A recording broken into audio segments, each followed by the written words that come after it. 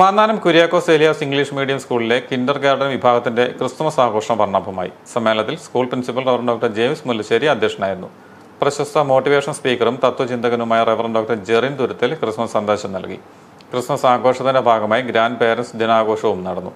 250ഓളം KG കുട്ടികളെ അണിനിരത്തിക്കൊണ്ട് ഓഡിറ്റോറിയത്തിൽ നടത്തിയ ക്രിസ്മസ് ട്രീ ഡാൻസ് വേറിട്ട കാഴ്ചയായി.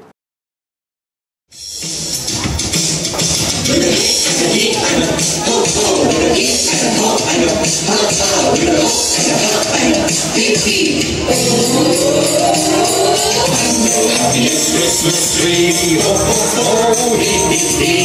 Someone came and they found me and took me home again. Oh, and the happiest Christmas tree, ho ho ho, hee hee hee. Look how pretty they dress me, how lucky me.